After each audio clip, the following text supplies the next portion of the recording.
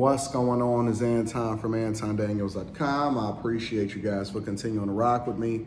First thing I see as soon as I wake up on my timeline is Jess Hilarious crashing out and going off about what's going on with the Breakfast Club and Charlamagne and the Loren chick and all of this stuff, and how at first she had a problem with her and then she just realized that she was just trying to do her job, and Charlamagne was paying attention to what the sentiment was out in the streets, and so he was feeding into it and all of this stuff, and she see why Angela Yee left and everything, and it's crash out season. So, you know, a lot of people are saying she must have got fired. I'm not sure if she's gotten fired yet, but obviously this is not a relationship that will go on, and I plan on doing a full review of it and or talking about it on the Millionaire Morning Show, probably towards the end of the show and all of this stuff. But the point that I'm making is I got a couple different points. For a long time, everybody has been saying that the Loren chick was better than Jess Hilarious. Jess Hilarious can go on this rant as long as she want about what's wrong with the Breakfast Club and Charlamagne and all of that. And I'm not a fan of Charlamagne, the political commentator. I'm not even a fan of Charlamagne that made fun of the DJ Daniel kid and all of that stuff. But Jess Hilarious was also doing it also. But the reality is this: Jess Hilarious is not as good as the Loren girl. And when you remove the fact that she had a name that was bigger than the Loren chick, and we actually start to see the results of the show and who's actually contributing and who knows the music and who's been listening to the albums and who's been researching and all of this stuff, you realize where the problem lies. The problem has nothing to do with Charlamagne. The problem has nothing to do with DJ Envy.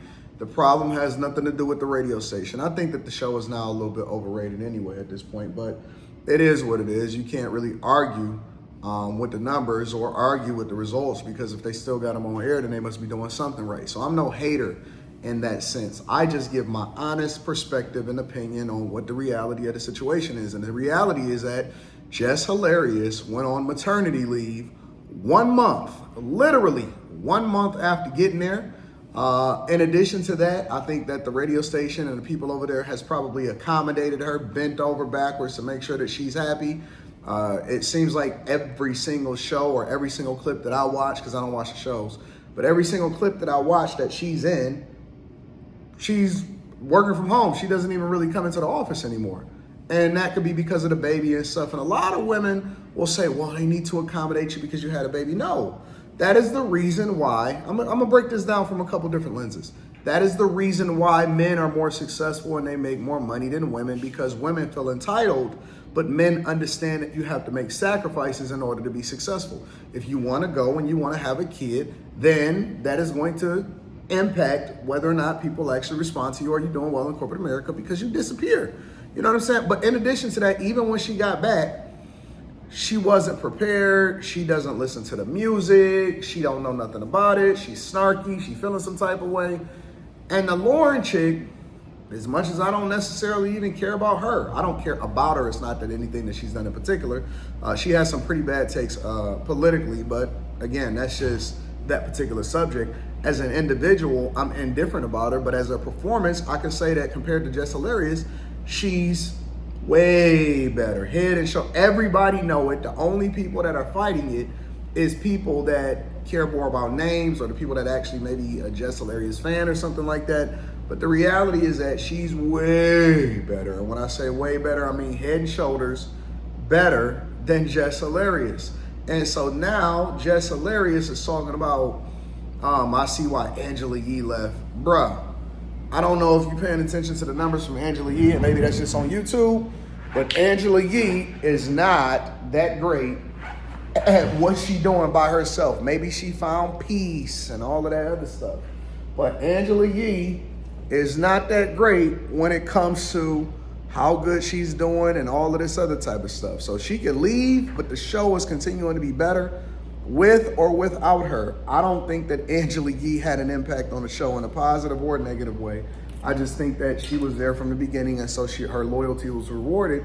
But her leaving shows that she's not popping better off without them or any of that type of stuff. And so you can throw that out the window. But I'm looking at Jess Hilarious and I see her the same way that I see all of the rest of these women that leave these shows and then come back and start throwing the people under the bus that actually put her on, gave her an opportunity, or any of that type of stuff. The reality is this: we are in a content-driven world. We are in a social media-driven world. We are in a visibility, how visible are you world. And you can sit there and you can complain and you can say, oh my God, I can't believe that they did this and they did that. But results and merits, this is the reason why we got rid of DEI, because people don't deserve a job just for the sake of saying that you're a woman or because you just hilarious or whatever, because you trans or whatever. They get the job based off of merit. And if you just go by name and say who should be on the show, you can say Jess because she's more visible or she's created a bigger name for herself prior to getting on the show. If you go by results, if you go by people that are more knowledgeable about the things that they're talking about, actually taking on a journalistic perspective and then also giving their input while at the same time making themselves known. Listen, regardless of how you feel about Loren, she came prepared. She came prepared. And that's what people have to understand, that it's always a replacement. It's always somebody that want to take your job. It's always somebody that is looking to replace you. And if the opportunity is there, and in a capitalistic market where it's either you or me, somebody is, even if you got the position, you cannot rest on your laurels. There is somebody looking to take your spot, somebody looking to take your audience, somebody looking to take your job, somebody looking to take your chick. Real talk, somebody looking to take your husband. There's always a replacement on the way. So you could sit there and cry about it and it's gonna be woe is me, but usually the common denominator of what's wrong with a situation is it's you. It is you. And I think that regardless of how the Loren chick came in, as far as whether or not her attitude was, oh, I love you or whatever, and she wound up, I think, saying that the Loren chick, it wasn't a problem with her. It was people trying to pit us against each other. That's always the same fucking narrative that women have all the time. Men understand the competitive nature of life. Women are always, they want to be included in something. But regardless, I think that at the end of the day, the Loren chick was like, yo, I'm coming for this job. I want this position. And I believe she came from the TMZ camp, right? So she already know hard work. She already know work ethic, grinding, hustling. She understand the game. And I remember watching an early video of her saying that, yeah, I got an interview on the Breakfast Club. I'm coming in prepared. I'm doing it. Yo, it's a young, hungry cat out there that is eager and want it, and they not going to sleep, and they going to be prepared, and they going to come into a 15-minute interview when they've been preparing for the last 3 days. They are not missing. If you don't have that hunger inside you, if you're not grinding, if you're not hustling, this is the translation of what I take away from it. Because do I give a fuck about Jess Hilarious? Absolutely not. I don't care whether she come or whether she go. I don't care about the Breakfast Club. But I believe that there are lessons in everything that we see happening in life. And the lesson that I take from this is the reason why I stay hungry and I stay on my P's and Q's and I never miss and I always try to improve who I am. And I'm out, studying and seeing what's happening in the streets or whatever, is because there's always somebody, always, 10 times out of 10, looking to take your spot. You can play that game if you want to. You can act like you don't understand what's going on. You can go back and forth. You can keep saying, woe is me, diversity, equity, and inclusion. Oh my God, I can't believe they played against me.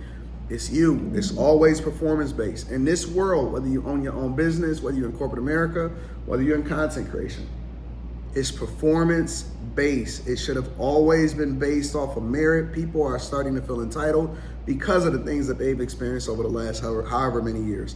But the fact of the matter is, the Loren girl was better than her. She is better than her. She got a more vigor than her. She's more motivated than her. And I believe that she knows deep down within herself that she wanted to take Jess Hilarious' spot. And I don't see anything wrong with it.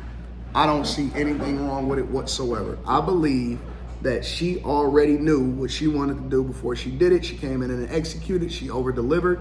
And then it made it difficult because it made it like they can't get rid of her. But then at the same time, they can't get rid of Jess Hilarious because they just got her there. And then Jess had just had the baby, so they just had to let it play out. And the longer that it played out, the more they realized that they probably picked the wrong person and they probably should have waited or whatever. But the longer it played out, the more he realized they just let it organically happen, let the split organically happen. And now you see Jess Hilarious crashing out right on cue. Right on cue. She's a victim now. It's everybody else's fault. I can see why Angela left, all of that stuff. Yeah, and she not going quietly, so that makes it even more difficult, and it paints her reputation bad because nobody want to work with her.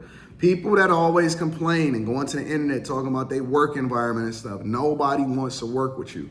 You are a risk. You are a brand risk. You are a hazard. And then people say, like, you shouldn't blackball. Ain't nobody blackballing you. Don't nobody want to work with you because you are problematic. You problematic. And if you can do it, then go and do it on your own and stop depending on other people for it.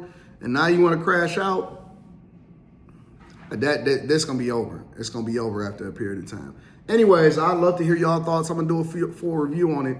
I'd love to hear y'all thoughts. Make sure y'all tap into the Patreon. Link is in the description. Also, Teach Hanley.